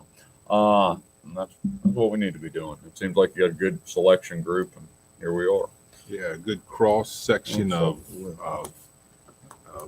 applications. It looked like too. So good job. Thank you. What y'all want to do? Yeah, Mr. Chairman, I move that we authorize the county administrator to execute term contracts for professional engineering services with Hurt and Profit, WW Associates, and CHA. Second. Motion made and seconded. Further discussion? Hearing none. All in favor, signify by saying aye. Aye. Opposed, same sign. All right. Here we go. Thank you all. All right. Mr. Mr. Chairman, that wording should have been different. I apologize. I didn't catch it for go out. If I may, I don't mean to jump ahead of you. With due respect, I don't want to cause alarm to the public. That next topic should read Sheriff Department forfeited gun disposal discussion. I want to be clear. We're going to be discussing forfeited gun disposal. So my apologies, sir. All right. Well, you started. Let's keep going. Go ahead there. Okay. Just a little bit of background, and I appreciate the sheriff being here tonight. He certainly could speak for his department. I know Mr. Dawson brought it to my attention. There was some interest from the community of how can we dispose of guns that the sheriff and them that may come to them either through seized or forfeit. So that led me naturally, if it's going to be a department, I'm going to reach out to the department head to get their preference.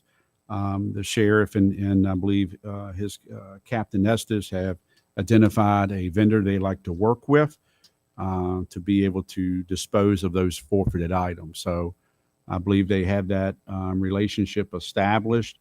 So I have nothing further to add. The sheriff is here, certainly can speak for himself.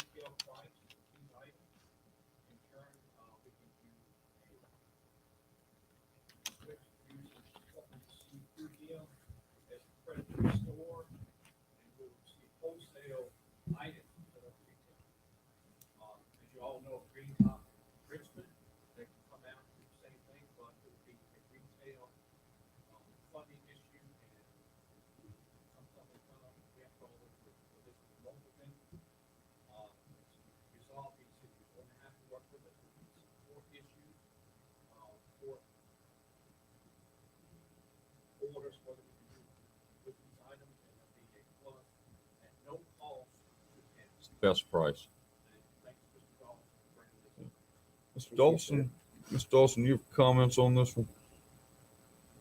No, just yeah, I said no, and then I'm going to comment, but it was just brought to me by citizens, and I appreciate the cooperation of the county administrator and the sheriff, and I just think it's a win-win. Thank you. The question has come up at this point about how we go about whether it's a resolution and ordinance. Do we need none of those? Do you just need like a?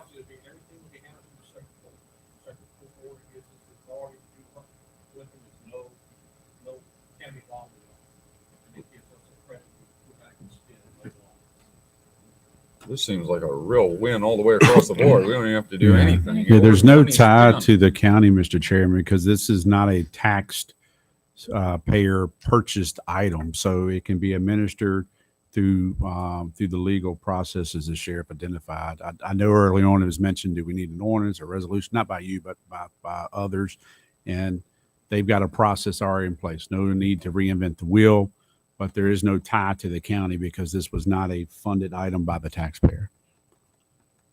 Good work over there, Dustin, and sheriff, and everybody. I mean, good Lord, this is a real win all the way across the board. So Eric, I mean, you've been sheriff a long time. What have you done in the past? I mean, why is this? I asked the other day, I asked Jonathan, why is this suddenly an issue? Because oh, well then, I got you. So yeah. Excellent.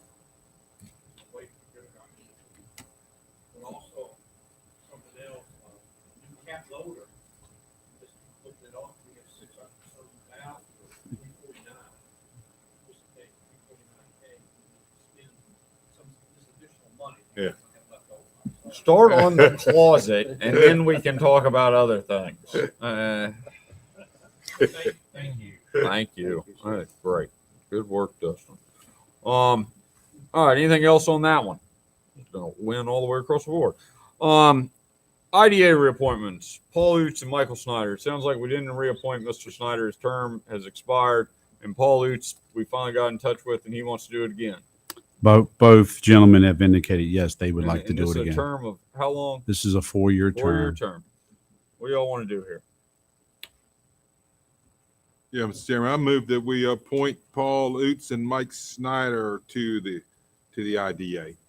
Second. Motion made and seconded. Further discussion? Hearing none. All in favor, signify by saying aye. Aye. Opposed, same sign. Congratulate both of them for us. Information and correspondence. We already kind of went into it a little bit. Mr. Weekly, you've got an email. We've got Pew Ridge, Forest, and is it Tinsley? Forest Drive, That's not Tib right. Shop Road, Tip Shop. There you go. and Pew Ridge Road. There you go. P Ridge, if you want me to cover that again, we talked about that earlier. You So good on Pew Ridge? okay. All right, go to the next one. All right. Forest Drive, like I said, Carrie came back and said it's part of the rural rustic process. So that road is completed as the 6-year secondary road plan you all approved a while back.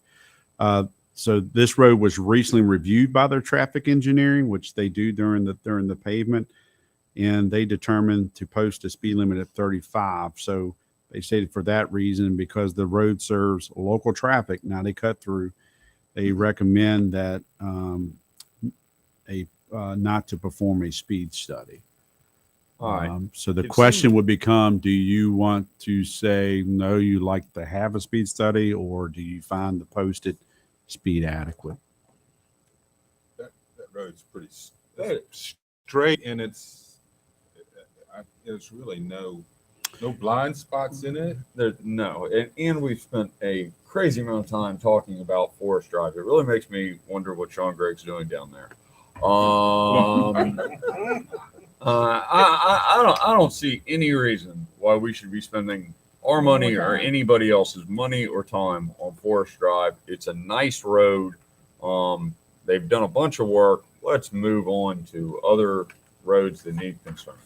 All right. I was contacted by the folks that live all the way at the end. Yeah, we know them. I hear they're very aware. Evidently, there are some areas there that are starting to deteriorate already. Ooh. So, Yeah, call the highway. Yeah, call the yeah, mention to Carrie. that. Yeah. Bring that up, Maybe 'cause send I wanna somebody share- down bring there. that little link you and I talked about the other day. You So got it. I'll ride the conditions are in the back at the end of Forest Drive. Yeah, All right, towards the back, yeah. I'll drive back there. But what I'm hearing correctly, members of the board, is that 35, good. And next, we're putting in a divided highway out there. It's either divided highway or leave it alone. It's these One or people the not other. talking to the horses, I'm you know. It's, telling you, man, this is riding the median. all right, and the other road, Tip Shop Road, she initially came back and asked, would we like for them also to include Ridgeview Road? I told her no. The segment that was requested was just Tip Shop Road, which intersects with Ridgeview and Route 29. So they had no comment because they'd have to perform the speed study. So that speed study will move ahead. And then lastly, Supervisor Jewett had made a request to me that I pass along to VDOT for traffic light timing, specifically the traffic light that intersects 29 north and southbound, 29 Business and Fishback Road. If you're out there coming off of particularly the Main Street or the Fishback side onto 29, those light changes are pretty quick. One turning red on 29 and the other side turning green. Also, the timing where they may not allow, but so many vehicles do at a certain time. So we've asked her to. We've cited specifically those concerns, but to look at all lighting, timing of the lights at that intersection. So they have kicked that over to their Culpeper division to review, and I have no further update to report on that item. So just to give the board an update. Mr. Jewett, that you rode all these roads, checked everything. Does that sound about right to you? Yes, Mr. Chairman. This is a major concern of the folks that live on Fishback Road. And actually, I travel that road when I come to Madison. And that light, it's off. It's less than a second from the time that the red light happens on 29 to when the light on Fishback Road turns green and vice versa. People are running red lights. There are tractor trailers still in the intersection when the green light comes on Fishback and Main Street. So there's a timing issue there. Yeah, I talked to the news deal about that when he was here 3 or 4 years ago. He said they look into it, and then they said, well, they thought it was correctly, but I can sit there and go 1, 2, and the lights change. I mean, it's that quick. So we'll definitely, when we get the feedback, I'll report back to the board and we'll see if their information is adequate or satisfactory. But as soon as I have information, I'll forward that along to you all. All right, there you go. All right, upcoming public hearings on 6/28/22, the consideration to purchase the rescue squad, the volunteer rescue squad building. Mr. Weekly. Yes, sir. And thanks to Mr. Gregg, he had completed the advertisement. So that will appear this Thursday's paper. It will run, I think, for 2 weeks straight. So this is just, forecasting to the board of what our upcoming public hearings. So that is your next scheduled public hearing. As you recall from the last meeting, we will have another one in the future, but it's not scheduled. I reported on this back at the May 24th meeting. We thought we were anticipating the public hearing there's a 0.21 mile segment of road that's been requested by VDOT of proper abandonment on Core Road. Sean has done some work at the circuit court, and once that has worked its way through, then we'll advertise for a public hearing. So currently, you only have one public hearing on schedule, and that's for June 28th here at 6 o'clock in the boardroom for that purpose. I just had a couple others, and I'm sorry, sir, but I made my notes here.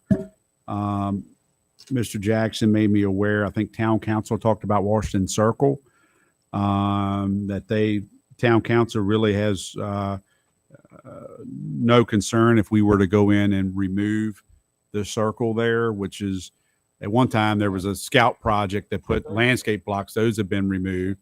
Now it's still some like stone and concrete in there, and there's a tree. Certainly if the board wants to move forward, we can get estimates to do that. I didn't put it in your capital budget. Doesn't mean it can't be done. I just, you all tell me move forward. We'll get quotes and we can look to schedule it depending on that number, that estimate. I wish it was as easy as, I've cut pavement before, but I wish it was that easy of cutting it up and just removing it. There's residential, there's business, there's all that. So this thing needs to be pretty quick. It probably should be done over a weekend and or a holiday weekend, particularly where you get an additional third day, either Friday or Monday, to get it done, where you're pulling it out, you're putting some gravel, probably some coal patch or something back in there. So Also, we're cutting down a tree, so we probably can do it in the dark. well, and I know trees can be very touchy in this county, but I'm sure can have Mr. Downing from the Forest Department to come speak to you. I doubt that tree can be salvaged. See if he can condemn We can do that with the backhoe, but I'm just saying it's not a high probability that tree is going to be able to be saved or relocated because it's been in pavement. But anyway, All right, for the one we're gonna cut down, perhaps, let's plant 2 others somewhere else. There you How's go. that? That's All the right. way to be. we'll call them Washington. Yeah. cherry tree. So when we cut if it down next if you all want me to move forward with quotes, I can Yeah, certainly let's obtain that wanna and bring see it about- back to you. Y'all want to see about knocking the circle out? Now we have to figure out a new name, but y'all game on knocking the circle out there? Be careful, but if you rename that, means you're like, that's the address. We'll draw it with paint. And we're not renaming. No, we're not doing that. We're I cutting mean, down we a can paint tree. a circle and it still physically be a circle. That's We'll good. just make a traffic pattern. We can put arrows or whatever, That's but what I think. Y'all want to forgotten tree. Y'all want to proceed with see if Jonathan can get some prices, and then we can kind of figure out whether we win and whether we want to do this. We're good. I know. Good. Let's get some prices. that's a busy life we live here in Madison. It is. There's been a request by Woodbury Forest. They have some bond language they'd like to be reviewed, and there's some changing of some things they like to do for an existing bond. This is in no relation to the athletic facility they are moving forward with constructing. So we have set that IDA meeting for June 30th at 7 p.m. I've got to get that published on our marquee. We'll put it on our website no later than tomorrow. We'll post it at the courthouse and most likely at the library too, so folks are aware. There will be two items of business. First, the IDA has to elect their officers. Mr. Graves, as you know, resigned. Mr. Elliott replaced that position, but he was the chair, so they need to do a chairperson and a secretary. There's three people that will need to take their oath of office with Lita prior, so we'll get that done. But they'll have assuming everyone says they're going to show up that I talked to, they'll have a quorum and be able to address any of the business for Woodbury Forest. Woodbury's an outstanding neighbor. I don't see why we wouldn't oblige them in any way. Absolutely. All right. So that's all I had, Mr. Chairman, members of the board, for information and correspondence. Anybody else? All right. Public comment. We're back to public comment. Public comment. All right. We do have a closed session. Probably have some action afterwards. Thank you all very much for coming. Yeah. Thank y'all. Noah.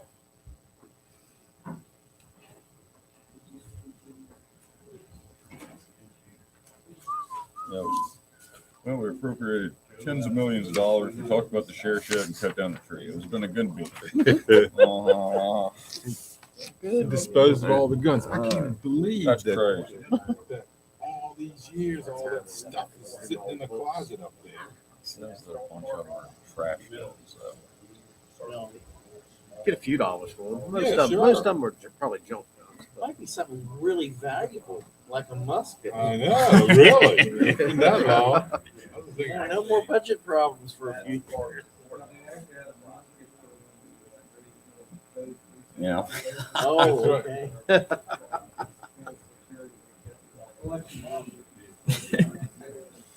All right. I move that the board convene in a closed session pursuant to Virginia Code Sections 2.2-3711A7 for consultation with legal counsel and briefings by staff members or consultants pertaining to actual or probable litigation.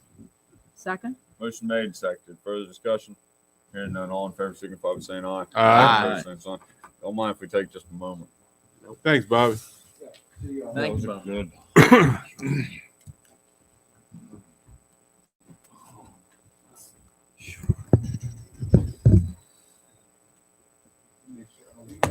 I just.